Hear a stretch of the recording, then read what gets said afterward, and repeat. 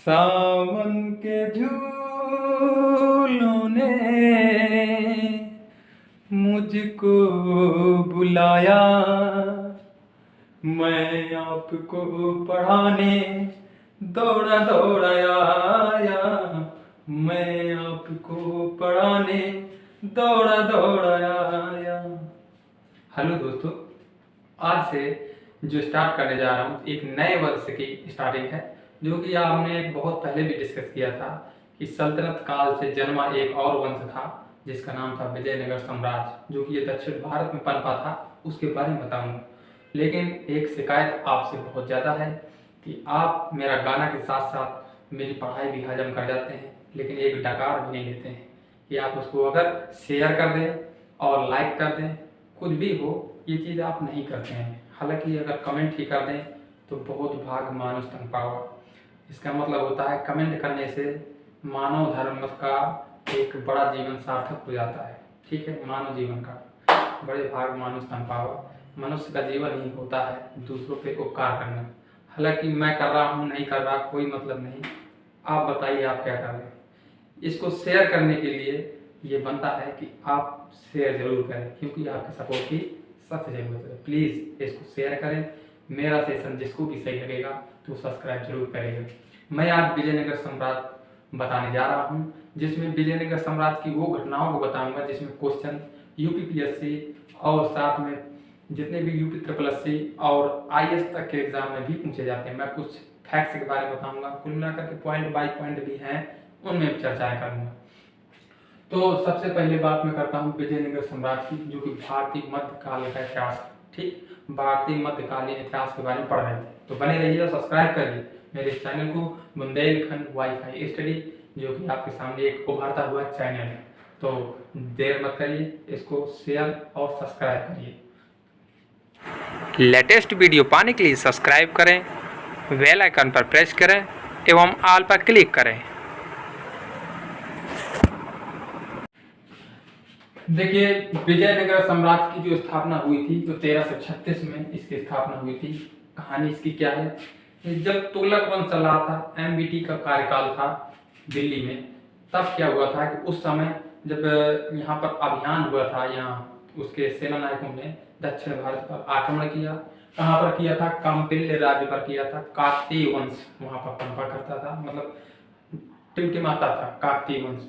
वहाँ पर जब किया आक्रमण तुगलक वंश के सेना नायकों ने, तब वहाँ पर क्या होता है कि वहाँ से दो लोगों को पकड़ लिया जाता है, हरिहर एवं बुक्का। इन दो भाइयों को पकड़ करके दिल्ली राज दरबार में ले जाया जाता है, और वहाँ पर ले जाने के बाद उनको इस्लाम धर्म अपनाने के लिए बोला जाता है। हालांकि वो लोग उन्हें इस्लाम धर्म को अपना लेते हैं, साथ ही साथ ये बाहुबली भी थे, तो इस वजह से उनको मारे नहीं, बल्कि उनको इस्लाम धर्म अपनाया गया। और इसके बाद उनको बोला गया कि जाओ दक्षिण भारत में आक्रमण करो। जैसे ही ये दक्षिण भारत में जाते हैं आक्रमण के लिए, तो वहां पर उनके गुरु मिल जाते हैं, जिनका नाम होता है विंध्यारण। इनका नाम मैंने लिख दिया है, आचार्य विंध्यारण मिल जाते हैं, जो एक संत होते हैं। तो वो उनको मुस्लिम धर्म से हिंदू धर्म की शिक्षा फिर दे देते हैं, और फिर यहाँ से उनका माइंड खुल जाता है। और जहाँ पर ये आक्रमण करने वाले थे दक्षिण भारत में, वहीं पर इन्होंने न्यू राज्य मतलब नए राज्य की स्थापना कर देते हैं, वो भी स्वतंत्र राज्य की, और इसने विजयनगर साम्राज्य की स्थापना कर दी। ये वंश एक क्वेश्चन बनता है कि स्वतंत्र राज्य एमबीटी मतलब मोहम्मद बिन तुगलक के शासनकाल के समय किस नए राज्य का उद्गम हुआ था? तो दो राज्यों का उद्गम हुआ था, एक 1336 में हुआ था इसी वंश का, विजयनगर साम्राज्य का, और दूसरा हुआ था बहमनी वंश का। तो बहमनी वंश के जो संस्थापक थे वो बहमन शाह बहमनी थे, जो कि 1347 में उन्होंने नए राज्य की स्थापना कर दी थी, जो कि महाराष्ट्र में पड़ता है। इन्होंने कर्नाटक क्षेत्र में किया था। ठीक है, दो राज्य सल्तनत काल के दौरान उभरे थे और चल रहे थे, तो इन्हीं के बारे में चर्चाएं होंगी और बताया जाएगा। ठीक है, ये चीज को एक इत्मीनान से देखिए, मैं बहुत सीधे से पढ़ा रहा हूँ, इसमें सीधा सीधा इसने सब कुछ दिए है और बताता चलूंगा। और रही हंसने वाली बात, तो बहुत कुछ है मेरे पास जिससे आप मैं माइंड को आकर्षित कर सकता हूँ अपनी ओर, और आपको एक ध्यान पूर्वक पढ़ा सकता हूँ। उस समय का समय को याद करो, जब उस समय हम्पी क्षेत्र में, आज हम हम्पी क्षेत्र में जाते हैं तो खंडहर मिलता है, उस समय एक शासन चला करता था, हरी भरी हरियाली हुआ करती थी वहाँ पर। बहुत सुंदर वातावरण हुआ करता था। तुंगभद्रा नदी के किनारे जो कि सुंदर वातावरण में ये विजयनगर साम्राज्य की स्थापना हुई थी। उस समय का वातावरण ही बहुत अच्छा हुआ करता था। आगे देख लेते हैं, इसकी स्थापना जो हुई थी तो 1336 में हुई थी और ये जो वंश चला था तो पूर्णतः तो मतलब 1570 तक इसका 72 तक इसका मेन चला है, आगे नहीं चला। अब मैं एक बात और बता दूं कि विजयनगर साम्राज्य के अंतर्गत 4 राजवंश आते हैं, जिनमें कुछ इंपॉर्टेंट हैं, कुछ इंपॉर्टेंट नहीं है और इनका क्रम भी पूछ लिया जाता है। जिस प्रकार से हमने दिल्ली सल्तनत के अंतर्गत 5 राजवंशों को पढ़ा, इसी प्रकार से विजयनगर साम्राज्य के अंतर्गत हम का पढ़ेंगे, इसके भी वंशों के बारे में पढ़ेंगे। ठीक है, तो उनके छोटे छोटे वंश है, ज्यादा बड़ा विस्तार नहीं, मैं एक वीडियो में ही बता दे रहा हूँ। तो देखिए, सबसे पहले जो वंश आया था संगम वंश। इन्होंने विजयनगर साम्राज्य में संगम वंश की नींव डाली थी। हरिहर नामक दोनों भाइयों ने डाली थी। कब डाली थी? 1336 में। असल में संगम क्या था?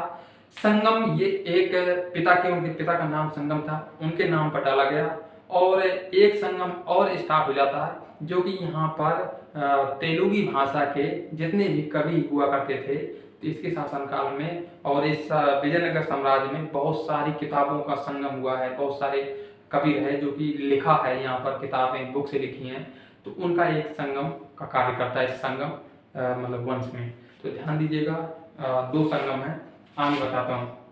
तो संगम काल की स्थापना हरिहर बुक्का ने की थी। हरिहर बुक्का ने की थी तथा इसके जो गुरु थे तो ये विद्यारण्य संत थे जो कि उन्होंने शिक्षा दी थी हिंदू धर्म की, क्योंकि ये मुस्लिम में चेंज हो गए थे। आगे देख लेते हैं। और इसके बाद विजयनगर साम्राज्य की राजधानी हम्पी बनाई गई। हम्पी बनाई गई। पहले तो इसकी राजधानी देखिए, जब हरिहर बुक्का ने संगम राज्य की स्थापना की थी तो इन्होंने सबसे पहले अगर कह दिया जाए राजधानी तो अनीमुंडी को बनाया गया था। ये भी तुंगभद्रा नदी के किनारे ही पड़ता है। अनीमुंडी यहाँ पर राजधानी बनाई थी। फिर दूसरी उन्होंने सोचा यहाँ असुरक्षित है, यहाँ आक्रमण होने की बहुत शंका है, क्योंकि बहमनी राज्य जो था वो बार बार आक्रमण करता रहता था। किधर? भारत मतलब दक्षिण में। मैंने क्या था, अगर आप महाराष्ट्र क्षेत्र को मैप में देखा जाए तो वो बहमनी राज साम्राज्य के अंतर्गत आता था, जो कि देखा गया है गोदावरी नदी का क्षेत्र ये किनके अंतर्गत आता था? बहमनी। और नीचे से आता है कृष्णा नदी और गोदावरी नदी का दोआब पड़ता है।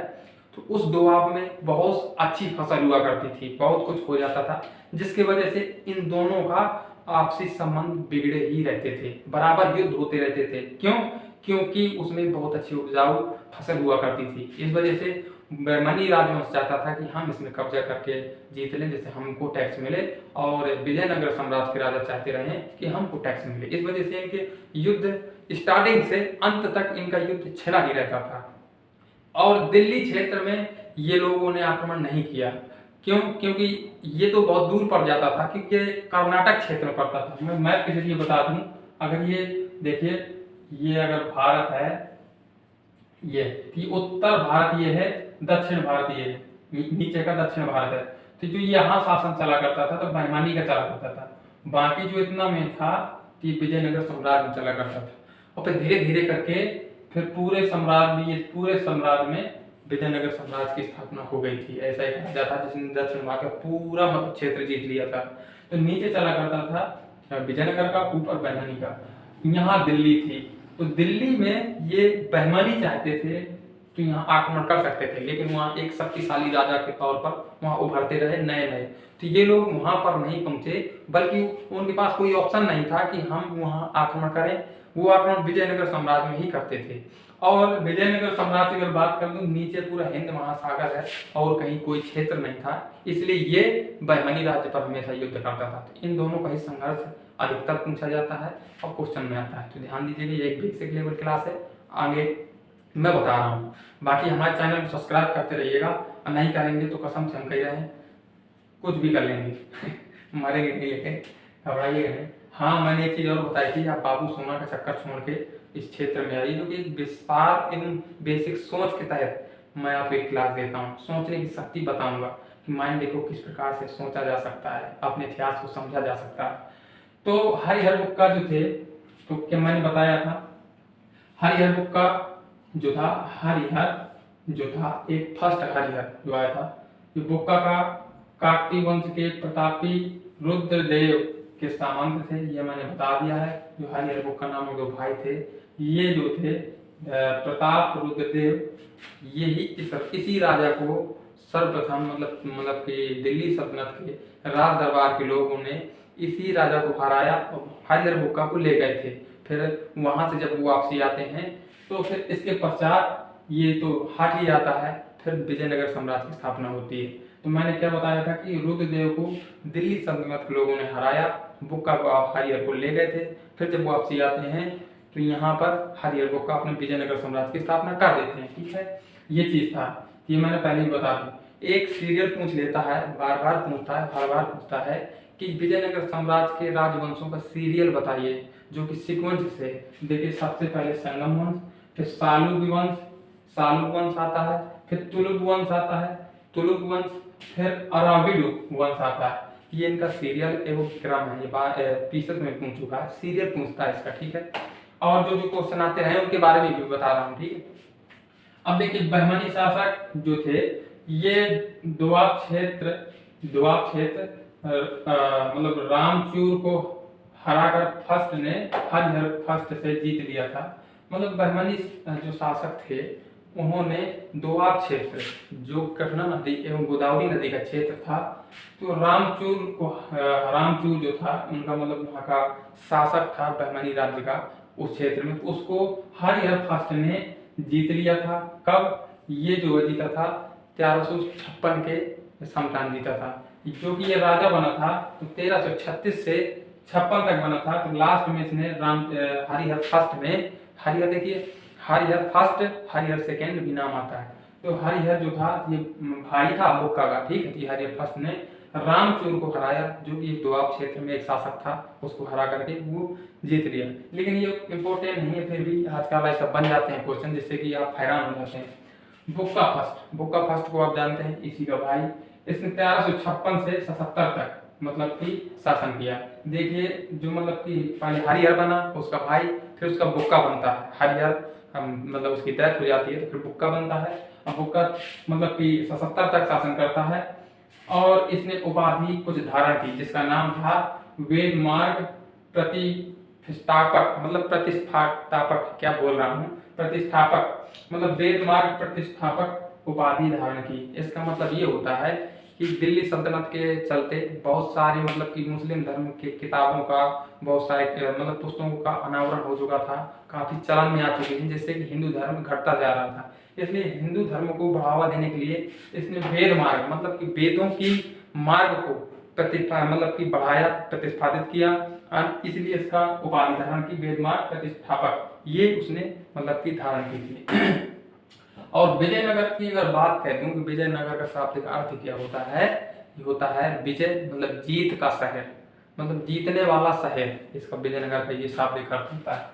ठीक है, आगे देख लेते हैं मदुरै जीतने पर। देखिए, मदुरै जो था, मदुरै कहाँ पड़ता है, ये मैसूर जिसे कहते हैं। तो ये मदुरै जीतने के लिए बुक्का का लड़का वहां पर जाता है। कहाँ पर? मदुरै को जीतने के लिए बुक्का का पुत्र होता है कंपन, वो जाता है उसको जीतने के लिए। तो वहां पर कहानी क्या होती है कि जब मदुरै को जीत कर आता है, उसमें एक पुस्तक मतलब नाम पूछा जाता है पुस्तक का कि मतलब कि मदुरै जीतने पर बुक्का के लड़के को, या तो फिर पूछ लेता कंपन ने, जब कंपन ने मदुरै का जीता तो कौन सी पुस्तक उसके जीतने पर निकाली गई थी। तो उस पुस्तक का नाम था मदुरै विजयम, उस पुस्तक का नाम था, जो कि बुक्का के लड़के का नाम कंपन था, कंपन की बीवी का नाम था गंगा देवी, तो गंगा देवी ने लिखा था। ठीक है, गंगा देवी तो आप जानते हो, काफी गंगा देवी फिरती रहती हैं, उनके नाम पर ध्यान दीजिएगा। आगे देख लेते हैं, 1377 से 1304 तक दूसरा शासक आ जाता है जिसका नाम होता है हरिहर सेकेंड जो आता है 1377 से बैठता है 1404 तक चलता है। हरिहर सेकेंड जो होता है ये भी बुक्का का सेकेंड लड़का होता है। ठीक है, तो ये जो होता है ये बैठता है, और इसने महाराजा धीराज की उपाधि धारण की थी। महाराजा धीराज की उपाधि धारण करने वाला विजयनगर साम्राज्य का फर्स्ट राजा कौन था? हरिहर सेकेंड। ये क्वेश्चन बार बार पूछते हैं। आगे देखते हैं, और इसने जो कार्य किया था, इसने संपूर्ण मतलब दक्षिण भारत को विजयनगर साम्राज्य में विलीन कर लिया था। तो सबसे पहले विजयनगर साम्राज्य का ऐसा कौन सा राजा था जिसने संपूर्ण दक्षिण भारत पर कब्जा किया, वो था हरिहर सेकेंड। ठीक है। फिर इसके पश्चात इसने बहमनी राज्य से गोवा एवं बेलगांव को भी छीन लिया। बहमनी साम्राज्य से बेलगांव एवं गोवा को भी छीन लिया था, मतलब जीत लिया था। गोवा कहाँ पड़ता है? महाराष्ट्र के नजदीक पड़ता है। आगे देखते हैं, दूसरा शासक आता है 1404 से 1422 तक उसका शासन रहता है, जिसका नाम होता है देवराज फर्स्ट। ये भी एक प्रतापी राजा है। साथ में इसने कुछ कार्य किए जिससे इसका नाम याद किया जाता है। देखिए, तुंगभद्रा नदी में एक बांध बनवाया था, इसका प्रमाण मिलता है और क्वेश्चन पूछते हैं। तुंगभद्रा नदी में इसने एक बांध बनवाया था जिसका नाम रिहंद बांध है, बनवाया गया। और ये जो कार्य करवाया था तो ये सिंचाई के लिए था, अपनी जनता की सिंचाई के लिए, साधन के लिए इसने करवाया था, जिससे कि वहाँ की फसल अच्छी हो। इसने करवाया था तुंगभद्रा नदी में बांध बनवा करके नहर निकलवाई थी। ये इसका प्रमाण मिलता है, क्वेश्चन भी पूछता है।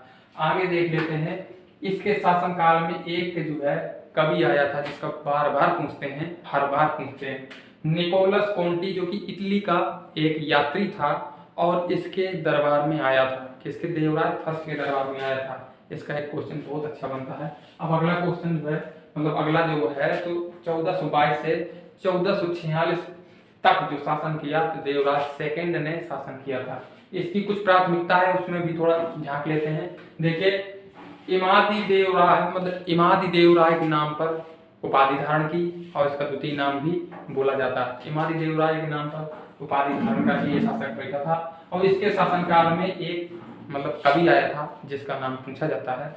तो इसके शासनकाल में अब्दुल रज्जाक जो यात्री था, भारत से आया था, ये इसके दरबार में आता है और यहाँ के मतलब कि देखता है काफी राज दरबार, भव्य राज दरबार और पूरी व्यवस्था के बारे में बताता है। ठीक है। आगे देख लेते हैं, तेलुगी कवि श्रीनाथ का जिक्र मिला करता है हमेशा। तो तेलुगी कवि जो था श्रीनाथ, जो कि ये मतलब कि वहीं पर मिला था, बहमनी साम्राज्य के तहत आया था। तो इसके पास बढ़िया तेलुगी ज्ञान था, इसके पास शास्त्रार्थ का बहुत अच्छा ज्ञान था। तो इसने कुछ उसके मतलब कि देवराय के कवियों से थोड़ा इसकी बहस हुई जिसमें ये जीता और फिर इसके पश्चात इसने अपने संरक्षण में ले लिया देवराय सेकंड ने और अपने ही राज दरबार में रखा। तो श्रीनाथ जो था ये देवराय के शासनकाल में ही रहा करता था। ठीक है। और इसके बाद इस वंश का, संगम वंश का लास्ट जो शासक होता है विरूपाक्ष द्वितीय के नाम से जाना जाता है। ये लास्ट शासक था। इसके पश्चात दूसरा जो वंश आता है तो उसमें कोई ज्यादा अहम उनके राजा के नाम ही पूछ लिया जाता है, अन्यथा कोई ऐसा कारण नहीं मिलता जिससे इनका नाम ज्यादा उभरे। तो देखिए, इसके पश्चात सुलुभ वंश आता है। सुलुभ वंश के जो संस्थापक थे तो सालुक नरसिंह, मतलब सुलुभ वंश के जो संस्थापक थे सुलुभ नरसिंह ही थे।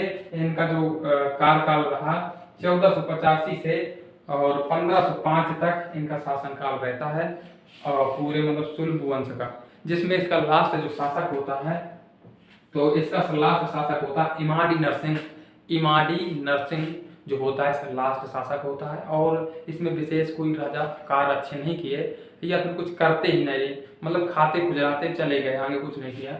आगे देख लेते हैं तुलुक वंश में एक ऐसा राजा आता है, तीसरा वंश है इसका जो कि तुलुक वंश था। तो इसमें एक ऐसा राजा था जो कि बहुत ज्यादा प्रतापी एवं महान शासक था दक्षिण भारत का। तो देखिए 1505 से 1570 तक इसका शासनकाल चलता है इस वंश का। तो 1505 में वीर नरसिंह ने इसकी नींव डाली थी, जो कि इमाद नरसिंह को हटा करके ही इसकी नींव डाली, जिसका नाम था वीर नरसिंह। ठीक है, इसने डाली थी और इसने भी कोई बड़ा काम नहीं किया, सिर्फ इसने नींव डाली थी। काम किसने किया उसके बारे में बताता हूँ। सबसे बड़ा काम इसके छोटे भाई, मतलब नरसिंह के छोटे भाई, वीर नरसिंह के छोटे भाई देवराय फर्स्ट जो था, ये था देवराय फर्स्ट। इसने कार्य करवाए, बहुत अच्छे कार्य करवाए, जिसके बारे में पढ़ेंगे। इसी के नाम से ही दक्षिण भारत जाना जाता है।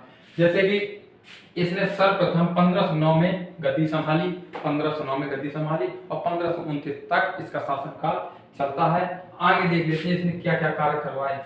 ये सबसे प्रतापी राजा था।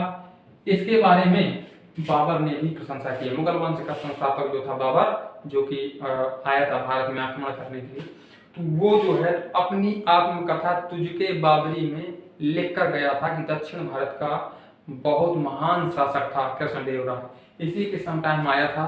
ठीक है, तो पूछा भी जाता है कि बाबर के मतलब कि जब बाबर शासन किया करता था उत्तर भारत में, तो उसके समकालीन राजा दक्षिण भारत का कौन सा था? तो देवराय फर्स्ट था।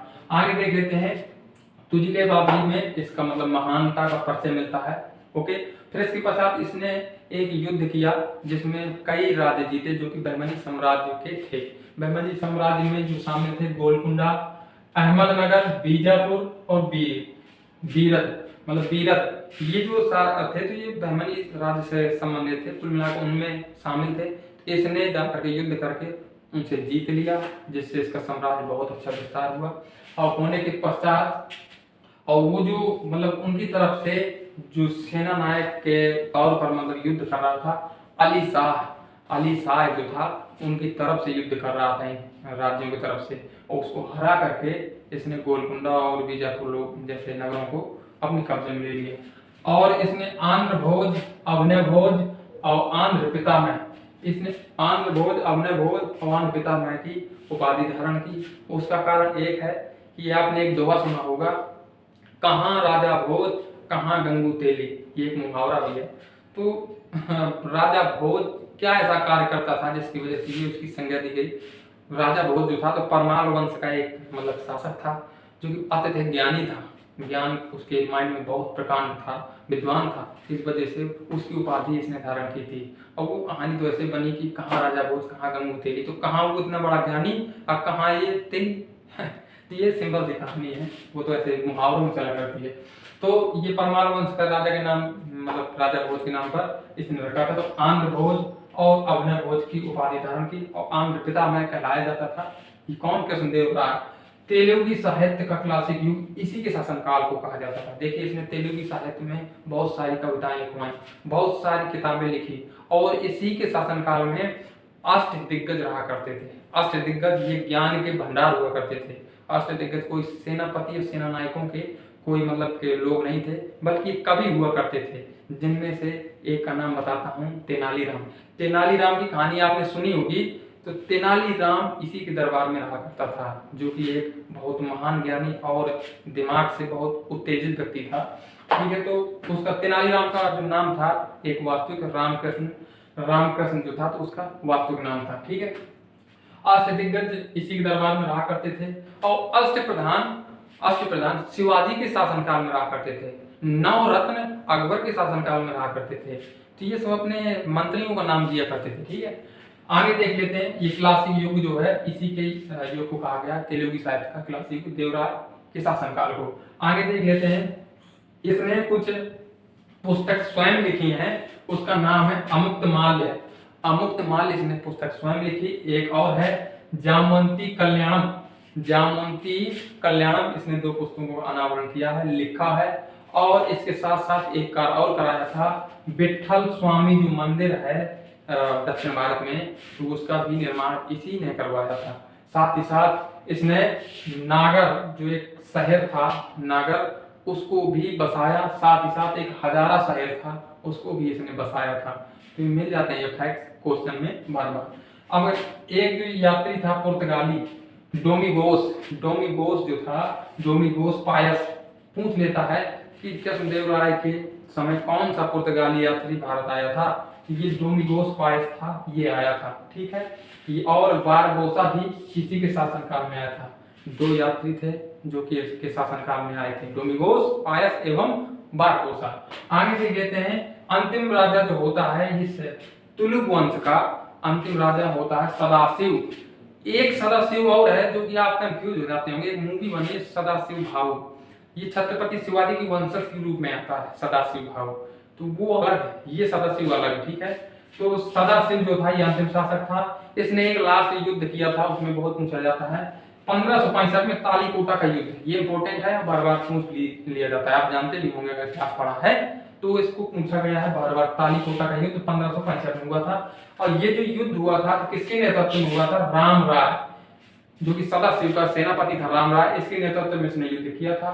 और इस युद्ध का विशेषता बताता है कि इस युद्ध को, जैसे हमने बोला तालीकोटा का युद्ध, लेकिन तालीकोटा का युद्ध ना बोल के इसने फरिश्ता ने क्या कहा था कि राक्षसी एवं तरंगिणी का युद्ध बोला था, क्योंकि ऐसे मतलब कि क्षेत्र में युद्ध हुआ था जो कि राक्षस प्रजाति के लोग या जनजाति के लोग वहां पर रहा करते थे, वहां पर युद्ध हुआ था। तो मतलब कि फरिश्ता एक कवि था, उसने कहा था कि इस युद्ध का नाम राक्षसी एवं तरंगिणी मतलब युद्ध कहा जाता है, हम उसे तालीकोटा के युद्ध के नाम से जानते हैं। और विजयनगर और बहमनी के बीच युद्ध था ही, और किसी ने मैंने बताया ही था स्टार्टिंग में कि बहमनी और विजयनगर के बीच में युद्ध होता रहा, तीसरा कोई व्यक्ति नहीं आया थी। और इसको अंतिम जो हाथ तक होता है हमारा ये विजयनगर साम्राज्य का लास्ट वंश होता है अराविडु वंश, जो कि लास्ट होता है। इसमें कोई विशेष कारण नहीं होता, हालांकि इसके बारे में बता दे रहा हूँ। अंतिम राजा एवं फर्स्ट राजा, ये इतने वंश हुए। इसमें 1570 में इसने मतलब कि पद नींव संभाला और 72 तक गए, 2 साल इसने शासन किया। जो कि पहला जो राजा था तिरुमल पहला राजा था इस वंश का, और जो कि ये राम राय का भाई था। राम राय जो कि तालीकोटा के युद्ध में मतलब सेनापति था किसका, सदाशिव का। तो राम राय का भाई था, और सदाशिव को हटा करके ये मार करके हटा करके स्वयं बैठ गया और नए वंश की नींव डाल दी, जिसका नाम था अराविड वंश। ये से वंश की उत्पत्ति होती है। और इसने राजधानी भी बनाई पेरुकोंडा विजयनगर साम्राज्य से कुछ दूर पड़ता है पेरुकोंडा, वहां पर इसने राजधानी बनाई। क्योंकि वहां पर जो भी मतलब कि सरदार लोग थे तो उससे इससे नाखुश थे कि यार इतना अच्छा मतलब कि उस वंश का खात्मा कर रहा है, इस वजह से वहां से उसने राजधानी ही हटा ली। और लास्ट इस वंश का शासक जो होता है रंग थर्ड के नाम से जानते हैं, जो कि इसका लास्ट शासक होता है। और ये पूरी कहानी विजयनगर साम्राज्य की समाप्त हो जाती है, इससे ज्यादा क्वेश्चन नहीं आते हैं। आगे जो आएगा तो हम बहमनी साम्राज्य पढ़ लेंगे और धीरे करते हम इतिहास को आगे बढ़ाएंगे। तो आगे बहमनी के पश्चात कुछ आंदोलनों की बात करेंगे और फिर धीरे भावर में जाएंगे। तो कैसा लगा ये वीडियो, किस प्रकार से लगा आप हमको बताइएगा।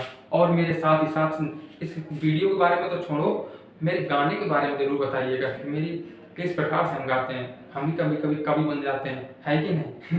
ठीक है, पर आप भी बोलते होंगे गाने तो गाते हैं पर यहीं क्यों फैलाते हैं। तो धन्यवाद, फैलाने दीजिए। आपको अगर मजा ना आ रहा हो तो फिर बताइएगा, ठीक है। तो इसको जितना भी शेयर जरूर करिएगा। शेयर करेंगे आपके दोस्त, आपकी फ्रेंड्स, या फिर कह दिया जाए आपके जो भाई हैं बहन हैं जो कि देखना चाहते हैं कि हमें इतिहास कैसे पढ़ना है एक सीरियल से, तो हम पढ़ाएंगे। हमारी क्लास को शेयर कीजिए और हमको सपोर्ट कीजिए। तो धन्यवाद, इस प्रकार से बने रहिए।